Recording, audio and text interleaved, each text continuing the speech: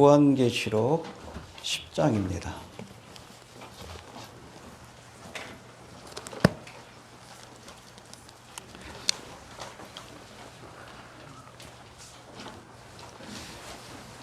(1절부터) (11절까지) 보겠습니다.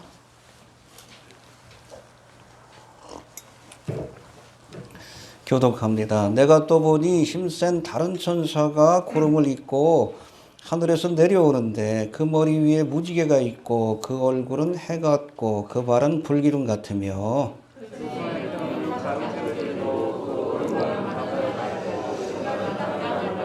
사자에 부르짖는 것 같이 큰 소리로 외치니 외칠 때에 일곱 우레가 그 소리를 바라더라.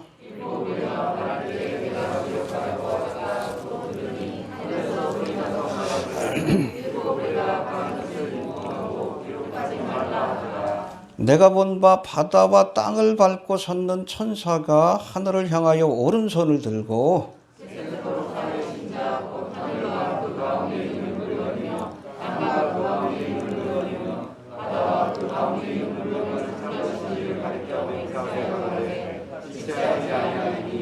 일곱째 천사가 소리내는 날 그 나팔을 불게 될 때에 하나님의 비밀이 그종 선지자들에게 전하신 복음과 같이 이루리라.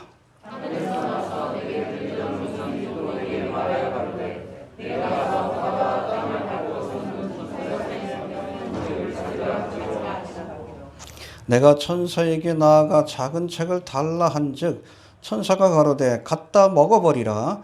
내 배에는 쓰나 내 입에는 꿀같이 달리라 하거늘.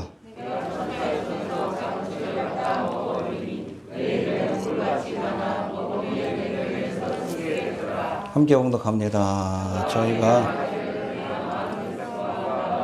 방언과 임금에게 다시 예언하여야 하리라 하더라. 아멘. 해봅시다. 지체하지 아니하리라. 예, 여섯째 나팔의 재앙과 일곱 번째 나팔의 재앙 사이에 삽입된 이 요한계시록 10장부터 10장, 11장, 12장, 15장까지가 앞서 살펴본 계시록 7장과 마찬가지로 삽경입니다. 인터루드라고 하는데 해봅시다. 삽경이다. 이 삽경은 우리가 등산을 하는 사람이 가던 길을 잠시 멈추고 쉬면서 브레이크 타임이에요. 지금까지 올라온 길을 돌아보고 앞으로 갈 길을 그렇게 올려다보면서 잠시 여유의 시간을 갖는 그런 기간이다라고 이렇게 이해하시면 될 것 같습니다. 아무튼 요한계시록에 기록된 이 삽경들은 앞뒤의 사건들을 다시 한번 돌아보고 거기에 대한 보충 설명이 포함된 그런 말씀이라고 이해하시면 됩니다. 이거는 여러분 순서, 예언의 순서하고는 좀 상관없이 앞뒤의 사건들을 설명하고 보충하는 말씀. 그래서 요한계시록에 몇 개의 삽경이 있습니까? 7개의 삽경이 있죠. 우리 지난 시간 요한계시록 7장에서 살펴본 삽경은 뭐에 관한 거예요? 인맞은 14만 4천 명에 관한 것. 할렐루야. 여러분 7년 대환란의 기간 동안에 복음 전파 역사는 지속됩니다. 그러나 선교의 주체는 교회가 아니라 이스라엘이에요. 돌감람나무 가지가 이렇게 이제는 잘리게 되고 떠나가게 되고 휴거의 사건으로 떠나가는 겁니다. 거기에 본래 있던 창감나무 가지 이스라엘이 여기에 접붙임을 다시 받고 그렇죠? 회복되는 거죠. 육적으로 영적으로 회복되어서 하나님의 복음을 전하는 그러한 사명을 감당하게 될 터인데 그 중심에 이스라엘의 지파 가운데 12,000명씩 몇 명이에요? 14만 4천 명이 중심이 된다. 알겠습니까? 자꾸 착각해요. 땅끝까지 이르러 복음이 전파돼야 그제야 끝이 오리라. 그건 여러분 이스라엘에게 주신 말씀이에요. 마태복음 24장 12절인가 나오잖아. 그건 여러분 이스라엘에게 주신 7년 대환란 때 일어날 일이에요. 자꾸 인터컴이나 백투 예루살렘 얘기하는 사람들이 있는데 그거 마무리 짓는 것은 우리가 하는 게 아니에요. 누가? 그렇죠. 우리가 다 하면 이스라엘이 남아서 할 일이 뭐 있어? 교회는 하다 가는 거예요. 그 중에 14만 4천 명이 중심이 된다라고 이해하시면 되는 거예요. 자꾸 그걸 자꾸 혼동하니까 자꾸 백투 예루살렘 얘기하고 백투 예루살렘 아니에요. 여러분 지금부터 백투 예루살렘 하려고 그러면 그쵸 북한 땅 선교하고 중국 땅 선교하고 이슬람 선교하고 그리고 이스라엘까지 선교하려면 여러분 한 1000년 걸릴 거예요. 그 데이비드사가 웃긴 녀석이요. 마지막 임박한 종말 엘루미나티에 대해서 얘기하면서 아 주님 오실라 가깝다. 근데 백투 예루살렘은 또 한쪽에서 가르쳐. 서로 모순되는 거예요. 한쪽에서는 예수님이 금방 온다. 휴거 사건이 있다. 근데 한쪽에서는 아니요. 한 1000년 뒤에나 주님 오신다. 이게 아무 말 대잔치지 그게. 교회는 하다 하는 겁니다. 이해가 되시죠? 이스라엘이 마무리 짓는 거예요. 그래서 땅 끝까지 복음이 전파돼야 그제야 끝이 오리라. 그제야 예수님이 재림하신다는 얘기예요. 그 7년 대환란의 기간 동안에는 중간이 없어요. 예수를 믿든지 적그리스도를 믿든지 하나님의 일을 맡든지 짐승의 표를 받든지 이때는 땅 끝까지 전파가 됩니다. 이스라엘을 통해서도 또 후에 살펴보겠지만 아예 그냥 공중에 천사가 나타나서 복을 전한다고 그랬어요. 얼마나 급하신지. 그래야 땅 끝까지 복음이 전파되는 거예요. 그 땅까지 복음이 전파되는 건 두 가지 의미예요. 믿는 자들에게 구원의 증거, 믿지 않는 자들에게 전했는데 안 들었잖아. 못 들었다는 얘기 못 합니다. 심판의 증거가 되는 거예요. 좀 얘기하자면 좀 길어지는데 아무튼 그런 14만 4천 명에 관한 말씀이 등장하고 또 오늘 본문이 10장에는 작은 책을 든 힘센 천사에 관한 말씀이 그렇게 기록되어 있고 그리고 11장은 뭐에 관한 겁니까? 세 번째 삽경인데 투중인. 예, 투중에 관한 말씀. 12장은 뭐예요? 여자와 용에 관한 말씀. 용에게 쫓기는 여자. 누구예요? 이스라엘. 교회 아니에요. 이스라엘입니다. 그렇잖아요. 그때 가서 좀 자세히 설명합니다. 그리고 13장은 두 짐승에 관한 바다에서 올라온 짐승, 적그리스도. 땅에서 올라온 짐승, 그렇죠. 이들이 사람들에게 짐승의 표를 강요할 것이다. 이걸 받지 않으면 물건을 사고 팔 수 없을 것이다. 영적인 게 아니에요. 실질적인 겁니다. 하나님의 일은 영적인 거지만 이 마귀가 하나님을 흉내내는 거예요. 하나님이 일을 쳐주시는 이유가 뭐예요? 너는 내 것이다. 소유의 표식이요. 사탄 마귀가 인치는 건 뭐예요? 너는 내 것이다. 그러니까 지옥 가는 거예요. 7년 대환란 때는 둘 중에 하나예요. 하나님의 일을 맡든지 마귀의 일, 짐승의 표를 갖든지. 나중에 가서 또 설명합시다. 서론하다 끝나겠네. 그리고 14장에는 여섯 번째 삽경인 천상에 올라간 14만 4천 명. 이제 사역을 마치고 시온산에 올라간 14만 4천 명의 모습과 그리고 모든 재앙이 끝나고 알곡과 포도주 틀의 심판이 내려지는 이 땅의 모습을 보여주고 있습니다. 할렐루야. 알곡을 모아서 어디에? 천국 곳간에 들이시고 이 땅에 복음을 하나님의 주의 재림하심과 또 복음을 거절하는 자들은 포도주 틀을 밟듯이 수확한 포도를 그냥 발로 밟듯이 밟아버리시는 저놈한 심판이 내려질 것이다라고 말씀합니다. 그리고 마지막으로 17장과 18장에는 일곱 번째 삽경으로 음녀 바벨론, 그렇죠? 종교통합에 앞장서고 있는 아마 가톨릭이 될 것이다라고 보고 있습니다. 그리고 큰 성 바벨론, 뉴월드 오더 헤드쿼터, 적그리스도의 본부. 어딘지는 몰라요. 어떤 사람은 뭐 바벨론, 옛날 바벨론 땅이 있던 도시일 것이다. 아니면 뉴욕이다. 뭐 로마다. 여러 의견들이 있는데 여튼 이 큰 성 바벨론이 멸망받는 모습을 보여줍니다. 할렐루야. 여러분 7장에 등장하는 14만 4천 명에 관한 첫 번째 삽경은 여섯 번째 인과 일곱 번째 인, 이 재앙 사이에 보여주신 삽경이에요. 그렇죠? 일곱 번째 인의 재앙이 뭐예요? 일곱 나팔의 재앙이니까. 그래서 인의 재앙에서 나팔의 재앙으로 넘어갈 때의 보충 설명, 14만 4천 명. 그리고 10장부터 14장까지 등장하는 다섯 개의 삽경은 여섯 번째 나팔과 일곱 번째 나팔의 재앙, 즉 나팔의 재앙에서 대접의 재앙으로 넘어갈 때에 이것을 보충 설명하기 위해 다섯 개의 삽경을 우리에게 알려주신 겁니다. 할렐루야.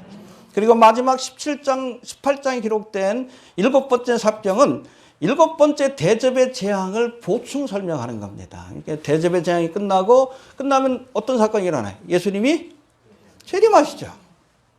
그 직전에 이 7대접의 재앙 가운데 포함된 또 다른 사건, 그러니까 큰 성 바벨론과 음녀 바벨론이 멸망받는 사건을 보충 설명한 것이다.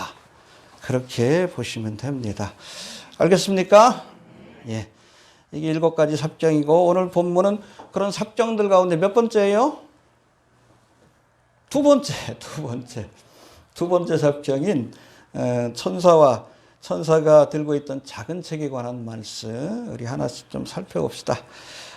오늘 요절의 말씀이 바로 5절 6절인데 5절 6절 한번 읽어봅시다. 시작.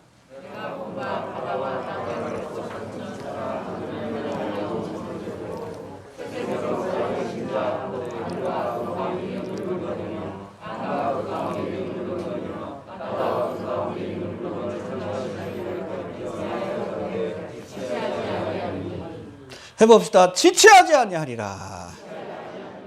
예, 이건 여러분 나팔의 재앙에서 대접의 재앙으로 넘어갈 때 이제는 하나님께서 이 심판을 지체하지 않고 그냥 바로 때리신다는 거예요. 8장 1절에는 좀 다른 말씀이 나오죠. 이때는 인의 재앙에서 나팔의 재앙으로 넘어가는, 그때는 반시 동안의 시간을 줬어요. 왜? 회개할 기회를 주신 거예요. 근데 지금은 나팔에서 대접의 재앙으로 넘어갈 때는 이미 하나님께서 회개할 기회를 충분히 주신 거예요. 그럼에도 회개하지 않는 자들에게는 더 이상 시간이 주어지지 않는다. 지체하지 않고 심판하실 것이다 라는 하나님의 단호한 의지를 보여주는 겁니다. 아직 반시 동안 시간을 주실 때 주님 언제 오실지 모르겠어. 대선이 얼마 안 남았죠? 트럼프? 결과에 따라서 아마 국제적인 그런 상황뿐 아니라 종말의 타임테이블도 어느 정도 우리가 윤곽을 잡을 수 있을 것 같아요. 그래서 많은 분들이 얘기를 합니다. 미국에 있는 교인들. 트럼프가 재선에 성공하면 조금 늦춰질 수도 있다. 그러나 실패하면 빨라질 가능성이 높다. 그러나 그 모든 것들은 다 하나님이 컨트롤하는 것이다. 이해가 되십니까? 네. 근데 그렇게 시간이 많이 주어질 것 같지는 않습니다. 너무 많은 시간이 주어지면 우리한테 좀 고민할 일들이 많이 생겨요. 베리칩을 받아야 될지 말아야 될지, 백신을 맞아야 될지. 고민이 많이 될 거예요. 그 전에 주님 오셨으면 좋겠어요. 감당치 못할 시험은 허락지도 않는다고 했으니까. 그 말씀을 좀 붙들고 있습니다. 감당할 정도만 우리가 적어하고 갑시다. 알겠습니까? 여기서는 지체하지 아니하리라. 그렇죠? 인의 재앙에서 나팔의 재앙으로 넘어갈 때는 반시 동안 기회를 주셨지만 이제 그 모든 표적을 보고도 깨닫지 못하는 자들에게는 지체하지 않는 하나님의 준엄한 심판이 내려진다는 것을 우리가 알아야 합니다. 해봅시다. 지체하지 아니하리라. 설교 다 한 것 같네. 아무튼 이제 하나하나씩 살펴봅시다. 먼저 천사와 작은 책에 관한 말씀인데 1절부터 3절까지 한번 읽어봅시다. 시작.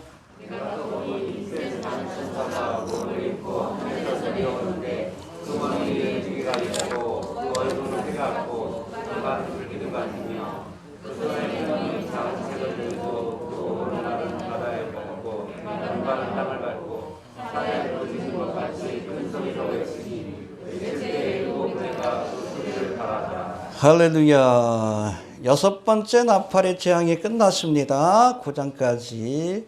그리고 마지막 7번째 나팔의 재앙. 이건 7대접의 재앙이에요. 화로다. 5번째, 6번째, 7번째 나팔의 재앙입니다. 7번째 나팔의 재앙은 마지막 7대접의 재앙입니다. 할렐루야. 아무튼 이 재앙이 시작되기 전에 한 힘센 천사가 나타나서 그 손에 펴놓인 작은 책. 할렐루야. 작은 책을 펴놓으셨어요. 심판이 시작된다는 말씀입니다. 예. 들고 하나님의 심판을 선언하는 장면이 나오는데 이 장면에 등장하는 힘센 천사와 작은 책이 무엇을 의미하는지 우리 구체적으로 한번 살펴봅시다. 먼저 천사의 모습을 한번 살펴봅니다. 1절 다시 봅시다. 시작.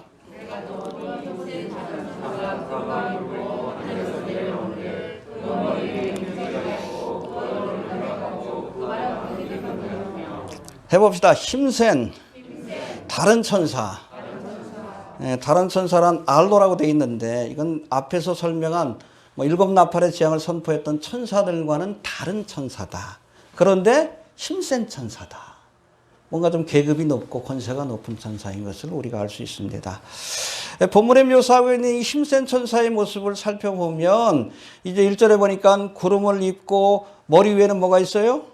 무지개가 있고 얼굴은 해 같고 그 발은 불기둥 같은데 3절에 보니까 또 목소리는 사자의 부르짖는 소리와 같더라. 이 말씀 때문에 많은 주경가들 가운데 이것이 성자 하나님의 모습이라고 그렇게 해석을 하는 사람들이 있습니다. 근데 자세한 내용을 보면 그렇지는 않은 것 같아요. 이해가 되십니까? 사실 여러분 구약 성경에도 가끔 크리스토퍼이라고 하는데 예수님께서 사람의 모습으로 이 땅에 찾아오시는 사건이 있어요. 그 대표적인 것이 바로 창세기 18장에 나오는 아브라함을 찾아오신 예수님의 모습. 그렇죠? 오늘 아브라함이 이렇게 앉아있는데 보니까 사람이 셋이더라. 지나가. 근데 보니까 범상치가 않아. 빨리 집으로 초대해가지고 음식을 대접하자. 그 세 사람이 누구요? 하나는 예수님이십니다. 성육하기 이전의 예수님의 모습이에요. 그래서 그 예수님이 스스로를 여호와라고 이렇게 표현합니다. 야훼, 아도나이, 주라는 표현을 써요. 그러면서 아브라함에게 말씀을 줍니다. 1년 뒤에 네가 아들이 있을 것이다. 사라가 뒤에도 딱 킥킥 웃지. 왜 웃느냐? 안 웃었습니다. 웃었다. 그래서 아들 이름이 웃었다는 뜻이에요. 이삭이. 알겠습니까? 대접을 받았어요. 대접을 받고 예수님은 떠나가시고 두 천사는 또 어디로 갑니까? 소돔성으로 가요. 그래서 하나님의 심판을 선포합니다. 이해가 됩니까? 예. 아무튼 이 때문에 오늘 본문에 등장하는 이 힘센 천사도 성자 하나님이 아니신가 그렇게 해석하는 추측하는 사람들이 있는데 하지만 적어도 우리가 요한계시록 안에서는 성자 하나님이신 예수님을 소개할 때 천사라는 표현을 사용한 적이 없어요. 직접적으로 말씀합니다. 계시록 1장 5절에 보니까 예수님을 뭐라고 소개합니까? 죽은 자 가운데 먼저 나시고 땅의 임금들의 머리가 되신 분. 할렐루야. 죽었다 살아나신 분. 그렇죠? 직접적으로 표현해요. 또 1장 13절에 보니까 인자로 전형적인 메시아에 관한 그 칭호입니다. 그리고 5장 5절에서는 유다 지파의 사자요 다윗의 뿌리. 그렇죠? 메시아라는 얘기죠. 그리고 19장 16절에는 만왕의 왕이요 만주의 주라고 소개합니다. 할렐루야. 천사로 소개한 말씀이 없어요. 직접적인 표현을 사용했습니다. 그리고 여기 한 가지를 더 한다면 6절에 보니까 이 힘센 천사가 맹세를 합니다. 두 가지 맹세를 하는데 누구에게? 창조주 하나님께 맹세를 해요. 6절 한번 봅시다. 시작.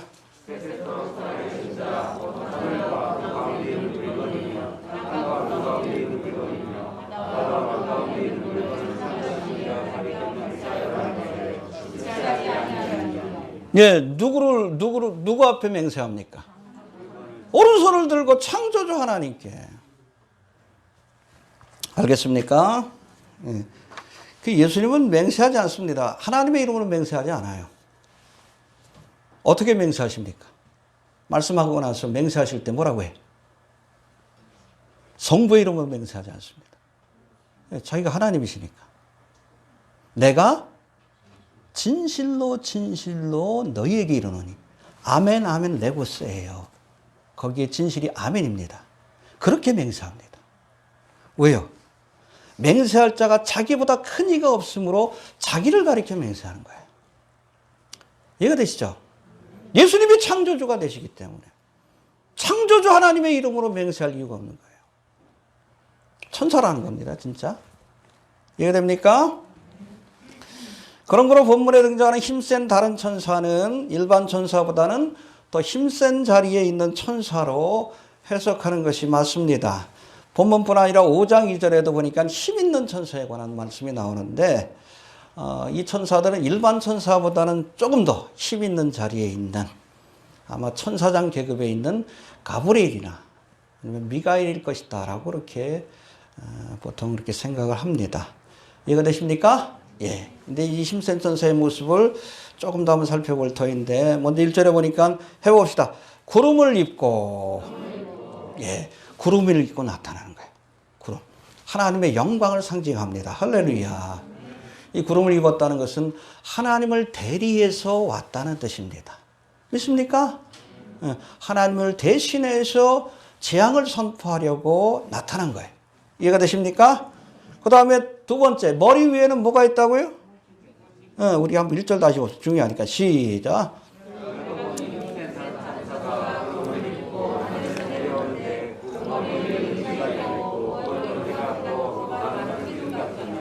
예, 이 무지개는 뭘 상징해요? 처음 어디에 등장해? 홍수의 심판이 있은 후에 창세기 9장에 보니까 다시는 내가 물러서 이 세상의 모든 것들을 심판하지 않으리라. 생물들을 내가 멸하지 않으리라. 할렐루야. 그 약속을 지키겠다는 표징으로 뭘 보여주셨어요? 무지개를 보여주신 거예요. 해봅시다. 약속을 반드시 지키겠다. 그래서 재앙을 선포하는 이 천사의 머리에 무지개 같은 것은 하나님이 선포하신 재앙은 반드시 이루어진다는 것을 우리에게 보여주는 거예요. 하나님은 예언하신 것은 반드시 이루십니다. 이 무지개의 언약을 통해서 확인하는 거예요. 근데 흥미로운 것은 이 무지개의 언약의 구체적인 게 뭐라 그랬어요? 물로서 세상을 다시는 심판하지 않느니라. 이 말씀처럼 여러분 7인간 나팔과 대접의 재앙에서 홍수의 심판이 없어. 약속을 지키신 거예요. 불로서 심판하시지. 불로 태워버리고 그러지 홍수로 심판하는 게 없어요. 약속을 지킨 거예요. 재앙 가운데서도 하나님은 약속을 기억하고 지키십니다. 여러분, 하나님은 약속하신 것은 반드시 지키신다는 것을 우리가 믿어야 합니다. 심판에 관한 약속도 또 구원에 관한 약속도. 내가 시험에 때를 면피하리라. 그 약속을 붙드세요. 약속을 붙들어야 합니다. 무조건 믿으면 안 돼. 믿습니다. 뭘 믿어? 믿습니다. 그러는데 정광훈을 믿어. 믿습니다. 그러는데 말씀이 아닌 이데올로기를 믿어. 정치하지 말라고 예수님이 그랬는데 왜 태극기 들고 그 광화문에 뛰쳐나가? 말씀을 대적하는 거 아니야. 가이사의 것은 가이사에게, 하나님의 것은 하나님에게. 여러분, 반석 위에 집을 지어야지. 무조건 열심히 믿는다고 구원받는 거 아니요. 말씀대로 믿어야지. 예수님이 말씀이에요. 말씀이 육신이 되어 우리 가운데 거하시네. 예수를 믿는다고 하면서 하나님 말씀대로 살지 않으면 그 안 믿는 사람이요. 기독교는 말씀의 종교예요. 종교라는 뭐 테두리 안에 드는 것 자체가 좀 이상하긴 하지만. 말씀으로 시작해서 말씀으로 끝나는 겁니다. 벗어나지 마셔요. 왜 정광훈을 믿고 이데올로기를 믿어요? 왜 사람의 말을 믿습니까? 책임 안 져요. 정광훈이 책임질 것 같아? 정광훈이 천국 보내줄 것 같아요? 말씀대로 믿어야 하나님께서 책임져 주시는 거 아니에요. 하나님은 약속하신 것은 반드시 이루십니다. 이 무지개를 보여주신 거예요. 구원에 대한 약속도 심판에 관한 약속도 반드시 이룰 것이다라고 말씀하시는 거예요. 말씀을 붙드세요. 무조건 믿지 말고. 그렇잖아요. 덮어놓고 믿지 말고 그러잖아요. 펼쳐놓고 믿으라고. 성경 좀 펼쳐놓고 믿어요. 한국 교인들 덮어놓고 믿는 사람들 너무 많아. 성경도 모르고. 성경을 모르니까 백투 예루살렘이나 하고. 엉뚱한 소리 하지. 이 땅에 지네들이 하나님 나라를 세워야 뭐 주님 오신다 그러지. 성경 어디 나와?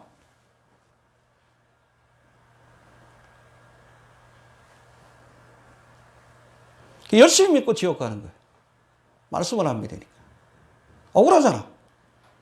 차라리 열심히 죄 짓다가 즐기다가 가는 게 더 낫지. 이단에 빠진 사람들이 제일 불쌍한 사람들이야. 차라리 죄 짓고 지옥 가면 괜찮은데 자기는 열심히 믿어, 열심히 믿어, 열심히 믿어. 근데 믿는데 보니까 뭐 김관원을 믿고, 어떤 사람을 믿고, 말씀이 아닌 이데올로기를 믿고 세상 철학을 믿어. 잘못된 이단 사상을 믿어. 그러고 지옥 가 얼마나 불쌍해. 차라리 그냥 즐기다 가든지. 어차피 지옥 갈 거. 근데 혼자 가는 게 아니라 또 열심히 있어가지고 딴 사람들도 같이 끌고 가잖아. 같이 가자, 같이 가자, 같이 가자, 같이 가자. 여러분 열심히 믿기 전에 바르게 믿어야 돼요. 열심히 안 믿어도 바르게 믿으면 천국 갑니다. 이거 되십니까? 말씀대로 믿으면 천국 가요. 그러나 아무리 여러분 열심히 믿어도 바르게 믿지 않으면 지옥 가요. 말씀이 감정을 이끌어야지. 그렇죠? 감정이 말씀을 이끌려고 하면 안 돼.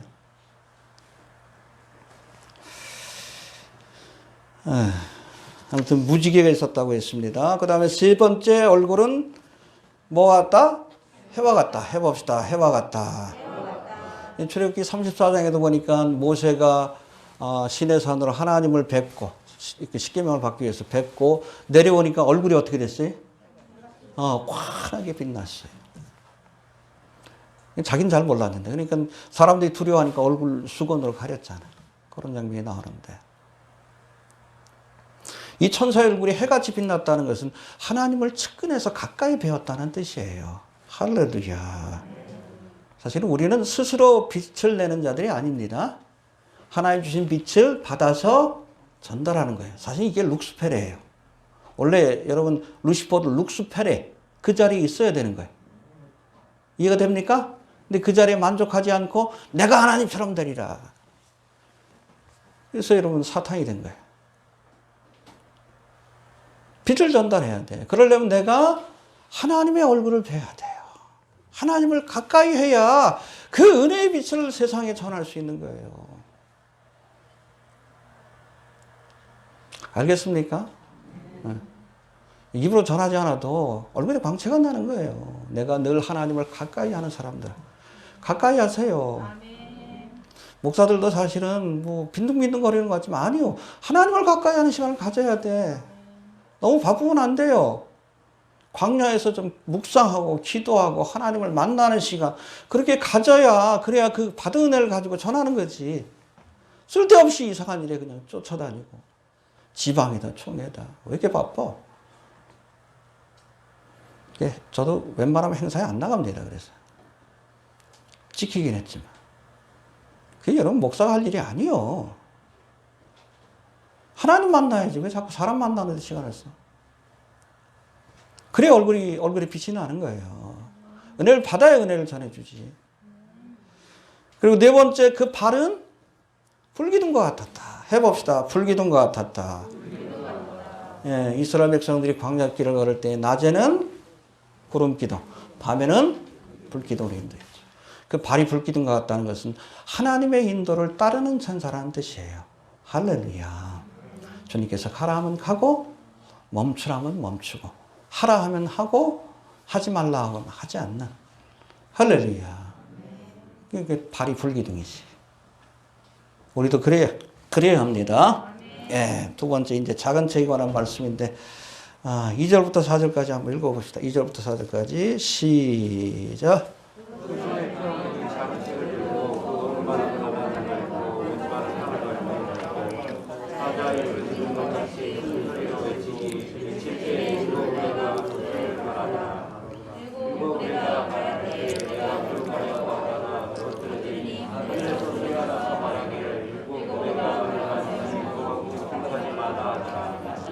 예, 힘센 천사의 손에 펴놓인 작은 책, 하나님의 심판이 선포가 된 겁니다.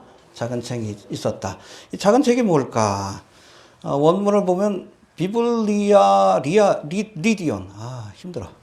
비블리아 리디온이라고 되어 있는데 이것은 일반적인 책을 의미하는 비블리온의 일부분이라는 뜻입니다. 그러니까 성경 전체 가운데 뭐 요한계시록 일부분이라는 뜻이에요. 이해가 되십니까? 예. 요한계시록 5장 1절의 말씀에 보면 보좌에 앉으신 이의 오른손에 7인으로 봉해진 책이 들려 있었다. 할렐루야. 그 예수님이 그 봉인을 떼면서 7인과 나팔과 대접의 재앙이 시작이 되는 겁니다. 그런데 그 책을 묘사할 때는 비블리온, 온전한 책이에요. 근데 여기서는 비블리아 리디온, 그 가운데 일부입니다. 그렇죠?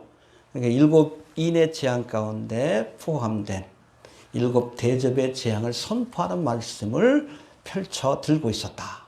그렇게 보시면 됩니다. 이해가 되십니까? 예. 지난 시간에 살펴보았듯이 일곱 번째 나팔의 재앙은 다섯 번째, 여섯 번째 나팔의 재앙과 함께 사람들을 직접 겨냥한 재앙입니다. 화로다, 화로다, 화로다. 누가 전했어요? 독수리. 주검이 있는 곳에 독수리가 모일지라. 메뚜기의 재앙, 마병대의 재앙, 3분의 1이 죽죠. 그리고 마지막 화가 가장 큰 화입니다. 일곱 대접의 재앙으로 이 땅의 모든 것들을 다 심판하시는 재앙이 내려질 것이다. 알겠습니까? 예. 어떤 이 작은 책의 재앙이 펼쳐질 것을 이렇게 보여주는 말씀이다라고 보시면 됩니다. 그런데 이 책을 든 천사가 2절 한번 봅시다. 2절 시작.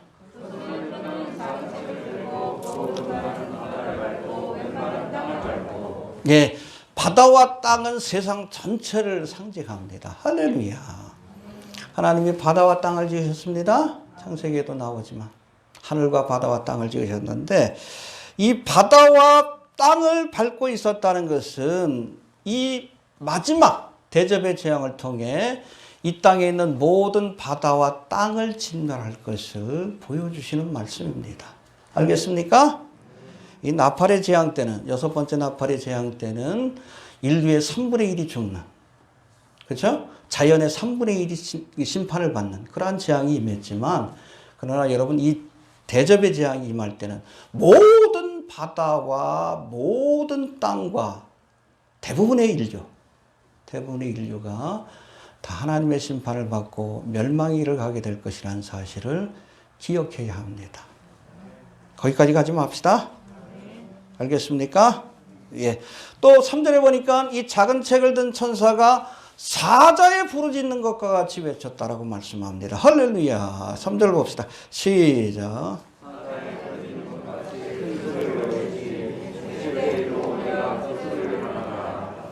예, 사자의 음성은 심판을 선포하시는 하나님의 음성으로 묘사되고 있어요. 구약성경에 보니까 호세아 11장 10절에 보니까 저희가 사자처럼 소리를 말하시는 여호와를 쫓을 것이라. 할렐루야. 예. 그런가 하면 아모스 3장 8절에서도 보니까 사자가 부르짖은 즉 누가 두려워하지 않겠느냐. 주 여호와께서 말씀하신 즉 누가 예언하지 않겠느냐. 할렐루야. 심판을 선포하시는 하나님의 음성입니다. 그래서 우리가 예수님에 대해서도 두 가지로 묘사되어 있죠. 다윗의 사자, 하나님의 어린 양. 어린 양으로서 우리를 구원의 길로 인도하실 때에 쫓아야 합니다. 그렇지 않으면 심판을 선포하시는 사자의 음성을 듣게 된다는 거예요. 이해가 되십니까? 예, 그리고 네 번째가 중요한데 이게 보니까 4절 한번 봅시다. 4절 시작.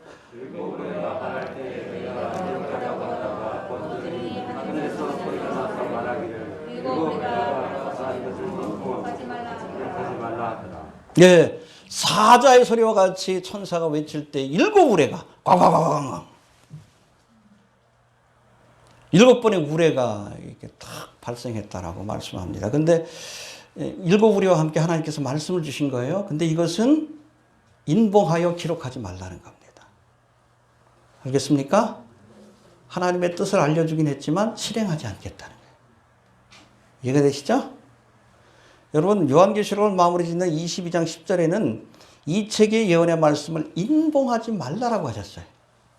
펼쳐서 배우고 알리라는 뜻입니다. 열심히 알려야 돼요. 요한계시록 인봉하지 말라고 했어요. 열심히 보고 배워서 알려야 합니다. 왜 강단에서 요한계시록 안 알려요? 왜 안 가르쳐? 예수님께서 인봉하지 말라고 했는데, 펼쳐서 배우고 알려주라고 했는데, 제대로 안 배우니까 신천지 같은 이상한 이단들한테 빠지는 것 아니에요. 알려야 될 것 아니에요. 회개하라, 성경하다. 심판의 날이 가까우는데.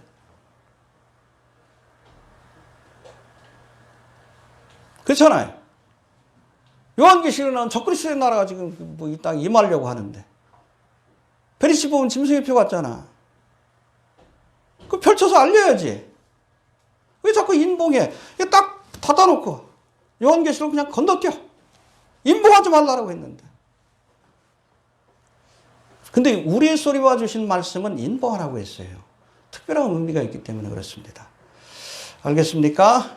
왜 어떤 내용이 담겨 있길래 듣기만 하고 기록하지 말라고 했을까? 알려주셨지만 실행하지 않겠다는 거예요. 이해가 됩니까? 이에 대해 근본주의 신학자인 앤디 우즈 박사는 힘센천사가 일곱 우레 소리와 함께 주신 말씀은 일곱 우레의 재앙이라고 그렇게 해석을 합니다. 인과 나팔과 일곱 인과 일곱 나팔과 일곱 대접의 재앙에다가 본래는 하나님께서 일곱 우레의 재앙까지 더하시려고 했어요. 근데 여기까지 가면 살아남을 자가 없어. 그러니까 주님께서 알려주시긴 했지만 하나님의 진노가 얼마나 큰 것인지를 알려주시긴 했지만 인봉해라. 실행하지 않겠다. 그 의지를 보여주신 거예요. 알겠습니까? 진노 중에도 하나님께서 공의를 베푸신 겁니다. 이해가 되시죠? 그래서 감람산 강화에서 예수님께서 그랬죠. 그때에 큰 환란이 있겠습니다. 창세로부터 지금까지 이런 환란이 없었고 후회도 없으리라. 그날들을 감하지 아니할 것이면 모든 육체가 구원 얻지 못할 것이나 그러나 택하신 자들을 위하여 그날들을 감하시리라. 본래는 일곱 우리 재앙까지 주님께서 계획하셨지만 그래 감하신 거예요. 이해가 되시죠? 예. 자, 세 번째, 이제는 5절부터 7절까지 나오는 천사의 맹세에 대해서 살펴볼 터인데 읽어보고 넘어갑시다. 5절부터 7절까지 시작.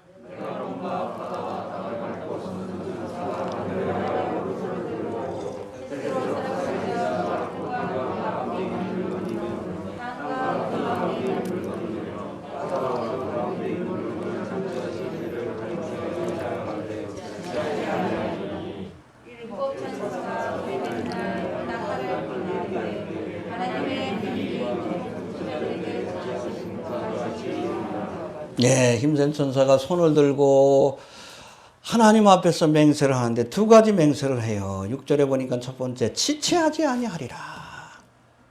그렇죠? 지금까지 기회를 주셨지만 그 주신 기회를 저들이 회개의 기회로 삼지 않았기 때문에 더 이상 하나님께서 시간을 주시지 않는 거예요.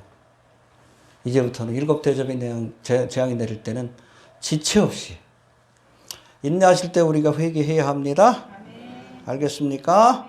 예, 그 다음에 두 번째, 7절에 보니까 두 번째 맹세입니다. 일곱째 천사가 소리 내는 날 그 나팔을 불게 될 때에 하나님의 비밀이 그 송 선지자들에게 복음과 같이 이루리라. 할렐루야.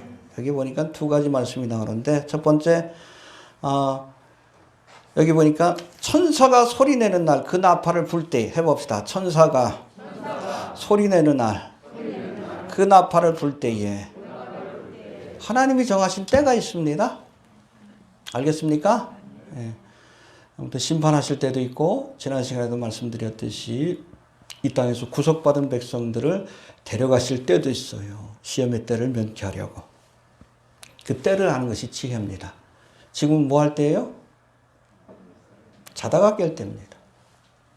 기름과 등불을 예비해야 돼. 왜? 언제든지 주님이 부르실 수 있는 그 모든 준비가 다 된 시기이기 때문에 그래요. 때를 알아야 합니다. 때를 모르면 뭐라고 표현해요? 나이가 들었는데도 자기가 뭘 해야 될 때인지 몰라. 철없다 그러지. 철없는 신앙인이 되면 안 돼. 내가 지금 뭐 해야 될 때인지, 지금이 어떠한 때인지 알고 예비하는 자가 지혜로운 자입니다. 알겠습니까? 예. 또 두 번째는 하나님의 비밀이 그 선지자들에게 전하신 복음과 같이 이루리라. 할렐루야. 여기서의 하나님의 비밀은 그 옛날 구약에 있는 다니엘, 에스겔, 스가랴와 같은 선지자들을 통해 주신 비밀, 종말에 관한 비밀스러운 말씀입니다. 할렐루야. 이 비밀이 하나님을 대적하고 회개를 거부하는 자들에게는 저주와 심판에 관한 소식이지만 그날을 준비하고 사모하는 자들에게는 좋은 소식이요. 그래서 복음이라고 하는 거예요. 여러분 종말에 관한 소식을 복음으로 들을 수 있는 자가 복됩니다. 기쁘잖아요. 우리는 마라나타 하고 빨리 왔으면 좋겠다. 근데 세상 사람들에게는 이게 심각한 말씀이에요. 인간의 발과 대접의 재앙으로 그렇잖아. 그러고 나서 지옥불에 던져지는데. 알겠습니까? 복음으로 들을 수 있게 되길 바랍니다. 미리 알려주셨어요? 미리 알려주셨습니다. 선지자를 통해서. 그래서 제가 늘 얘기하지만 우리 기독교인들은 미래를 알아. 저는 미래를 알아요. 뭐 예지의 능력이 있는 것이 아니라 성경에 나와 있잖아. 곧잘 맞춥니다, 제가. 성경에 나와 있어요. 전에 몇 번 오신 분이 계시는데 그분이 어떻게 우리 블로그를 알고서 오셨어요. 오셨는데 어떻게 알고 왔냐 그랬더니 주식을 투자하시는 분이래요. 주식을 투자하는데 원래는 교회를 다니다가 안 다녔는데 거기 강사가 우리 블로그를 보래. 그래가 소개 받아가지고선 보다가 다시 믿음 생활해야 되겠다 생각하고 왔대요. 전체적인 흐름은 알잖아요. 근데 돈 버는 사람들 그 주식 투자하고 연결시키거든. 이 방탄은 하얀 길에 들어섰습니다. 그 투자하지 마셔요. 아마 멤버 중에 하나가 갈 거예요. 그렇게 되면 아마 곤두박질 칠 거예요. 저는 그렇게 봅니다.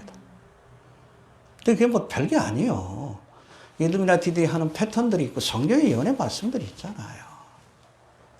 그거 보면 알지. 뭘 몰라. 알잖아요. 예언의 은사를 받아야 하나? 아니요. 말씀만 봐도 알아. 왜 미래에 관한 것들 다 말씀해 주셨는데 여러분 일루미나티의 계획은 여러분 그 다 성취가 되지 못해도 성경의 예언은 반드시 성취됩니다. 그게 미래를 아는 거예요. 그 비밀을 알려주신 거예요.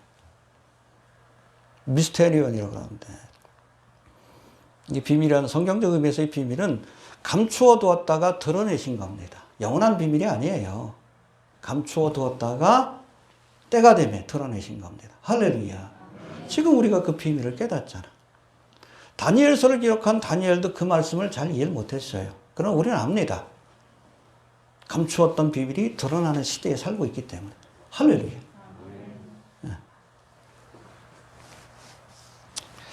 어떻게 예언의 말씀대로 될 겁니다. 그리고 마지막으로 우리 8절부터 11절까지는 이제 이 재앙에 관해 기록된 이 말씀을 먹으라고 사도 요한에게 말씀하는 장면이 나오는데 살펴봅니다. 우리 8절부터 11절까지 읽어봅시다. 시작.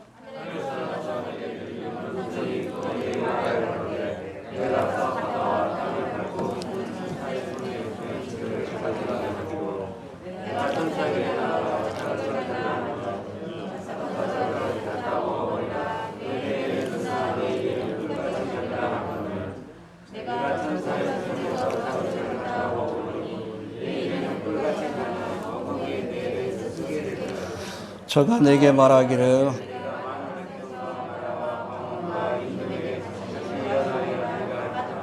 예, 사도 요한이 이제 천사의 손에 펼친 그 작은 책을 바라보고 있을 때에 하늘에서 음성이 들려옵니다. 받아 먹으라.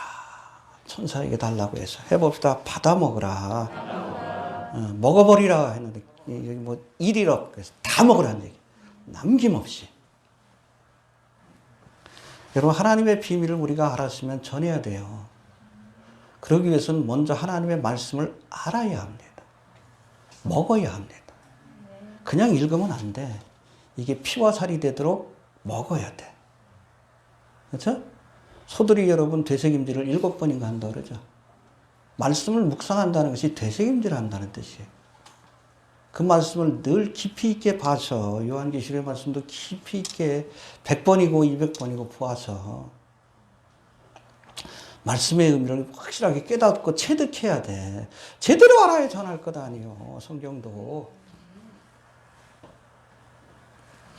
에스겔 2장과 예레미야 15장에도 하나님께서 이 선지자들에게 말씀을 먹으라 그랬어요. 먼저 먹고 나서 전하라는 겁니다. 그래서 유대인들은 이 하나님의 말씀을 먹는다는 표현을 그 말씀의 의미를 반복해서 보고 묵상함으로 정말 그 뜻을 분명히 깨닫고 체득하는 것을 의미해요. 먹어야 합니다. 우리 성막의 이렇게 그 말씀들을 공부하다 보면 이제 문이 있고 번제단이 있고 그다음에 물두멍이 있고 이제 성소로 들어가면 오른쪽에 뭐가 있어요?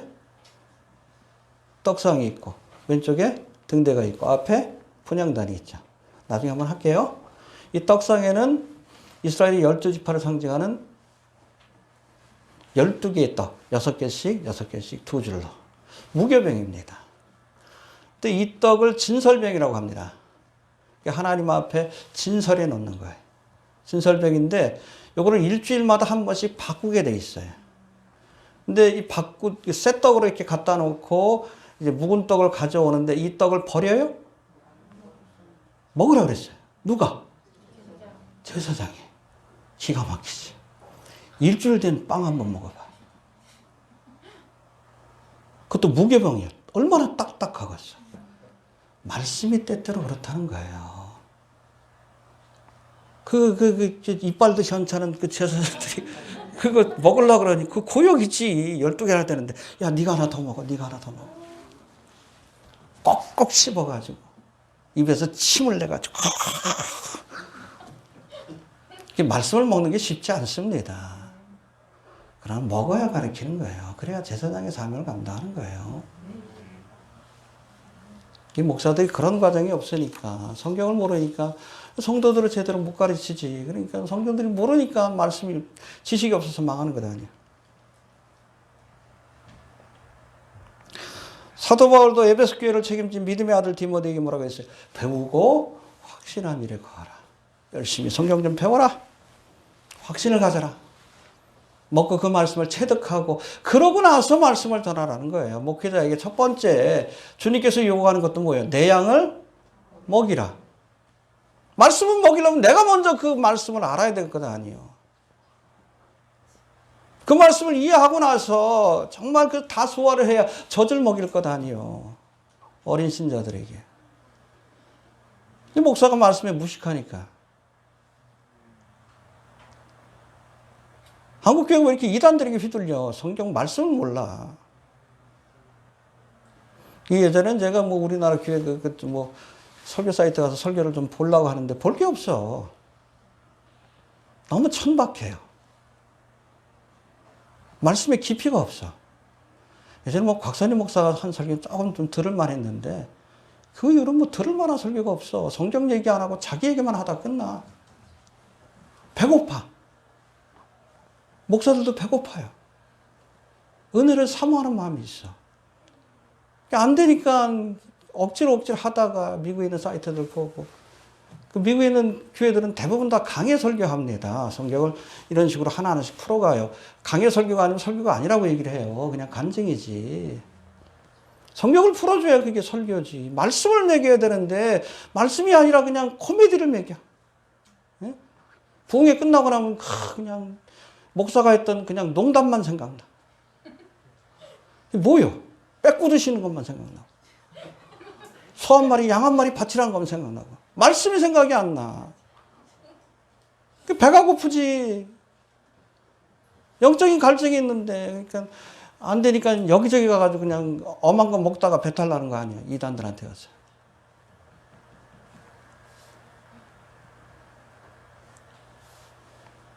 한국의 문제는 목사들의 문제예요. 너무 무식해요. 죄송하지만. 성경에 대해 너무 무지합니다. 배우려고 하지 않아요. 며칠 전에 보니까 정광훈이가 신학교를 운영했대. 6개월 만에 안수 주는 신학교래. 목사 안수 주는. 군침이 도네.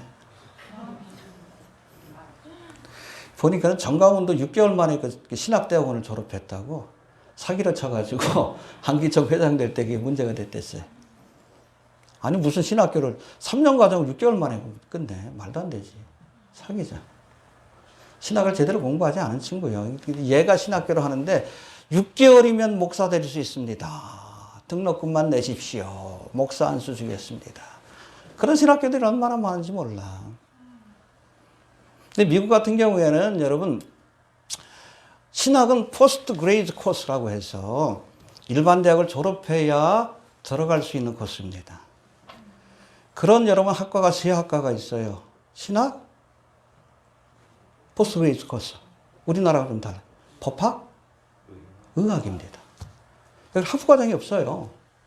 우리나라는 그걸 그냥 급하게 하다 보니까 학부에서 만들고 의과대학이나 법과대학 만들었지. 원래는 학부 과정은 그냥 일반적인 거 배우는 거예요. 소양을 쌓은 사람 중에 자격이 있는 사람들에게 신학을 또다시 공부시켜서 3년 과정이에요. 학점도 100학점 이상입니다. 저도 뭐 고3 때 공부한 것처럼 공부했어요. 그러니까 4년 공부하죠. 3년 공부하죠. 그리고 나서도 졸업하고 나서 3년 이상, 보통 요즘 한 3년 정도 걸리는 것 같은데, 현장에서 목회를 해야, 전도사 직함을 가지고 목회를 해야 비로소 안수를 주는 거예요. 10년 걸려요. 정가훈이가 6개월 만에 하겠대.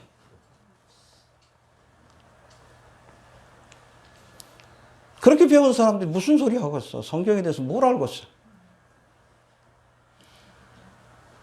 엉뚱한 소리 하다가 한국에 이렇게 말아먹는 거지.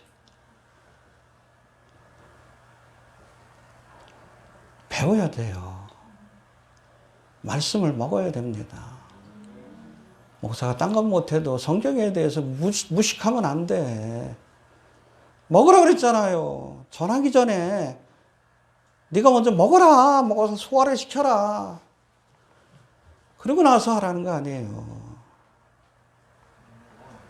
저도 뭐 일주일에 한 번 설교하지만 이 설교 본문 가지고 일주일 내내 들어요.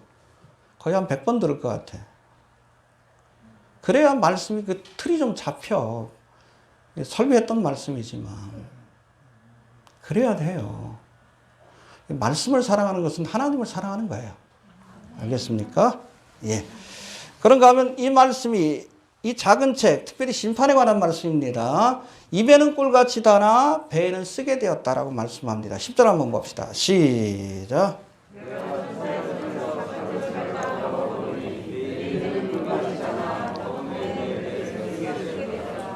예, 이 작은 책은 종말과 심판에 관한 말씀입니다. 구속받은 백성들에게는 꿀같이 달콤한 말씀이에요. 그렇죠? 적그리스도에 의해서 핍박을 받고 환난을 겪는 성도들에게는 그렇잖아요. 대적들 하나님 심판하신다는 게 꿀과 같이 여겨지지. 그러나 그렇지 않은 자들에게, 하나님의 복음을 거부하고 대적하는 자들에게는 소태와 같이 쓴 말씀입니다. 알겠습니까? 또 우리가 영적인 상태에 따라서 이 말씀이, 내가 믿음이 충만할 때는 하나님의 말씀이 꿀처럼 달게 느껴져. 어떤 말씀이다. 영적으로 병들었을 때는 입맛부터 사라져. 말씀이 소태처럼 써져. 늘 꿀과 같은 말씀으로 느껴지길 바랍니다. 알겠습니까? 예. 그리고 이제 책을 먹은 사도 요한에게 마지막으로, 이제는 말씀을 먹었으니까 어떻게 해야 돼? 전해야 합니다. 만방에 이 복음을, 이 말씀을 전하라고. 요한계시록 전해야 돼요. 왜 안 전합니까? 세미나 좀 나오라 그래도 그렇게 안 나오고. 좀 모르면 배워야지. 배우고 전해야지. 답답해 죽겠어. 11절 한번 봅시다. 11절. 시작.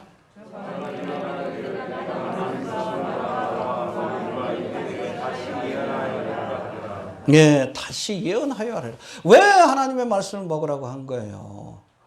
먹고 그 말씀을 잘 이해하고 묵상해서 그 말씀을 만방에 전하라고. 할렐루야. 이 말씀을 어떤 사람은 꿀과 같이 받아들여. 심령이 가난한 사람, 준비된 사람. 할렐루야. 그러나 이 말씀을 정말로 소태처럼 쓰게 받아들이는 사람들이 있어요. 스테반이 설교했을 때 다들 아멘 했어? 아니요, 돌도 쳐 죽였잖아요. 그래도 전해야 합니다. 듣든지, 아니 듣든지. 전해야 합니다. 재앙에 관한 소식도 전해야 돼. 삼박자 축복만 전하면 안 돼요. 회개하라? 그렇죠. 듣기 싫어하든 듣고 싶어하든. 그게 선지자의 사명이요. 그냥 사람들이 귀를 즐겁게 하는 그런 설교만 하는 사람들 있잖아요. 그렇잖아요. 듣고 싶어하는 얘기만 해줘. 그게 싹군이지. 심판받아요. 재앙에 관한 소식도 전해야 합니다. 듣든지 아니 듣든지 혹시 전하다가 돌에 맞아 죽는 한이 있어도 하나님이 전하라 하신 말씀은 가감없이 증거해야 합니다. 예. 정리합니다. 일곱인과 나팔의 재앙을 겪으면서도 깨닫지 못하는 자들에게 드디어 일곱 번째 나팔의 재앙인 일곱 대접의 재앙이 선포되고 있습니다. 재앙을 기록한 작은 책이 펼쳐졌고 이제 이 말씀을 전할 책임이 우리에게 맡겨져 있습니다. 부지런히 이 말씀을 받아먹고 그 의미를 깨달은 후 이제는 세상으로 나아가서 이 말씀을 증거하는 사명을 감당하는 주님의 일꾼이 되어야 할 줄로 그렇게 믿습니다. 예, 우리 주신 말씀 붙들고 우리 다 같이 한번 또 한국교회를 위해서 다 같이 한번 좀 기도하는 시간 갖도록 합니다.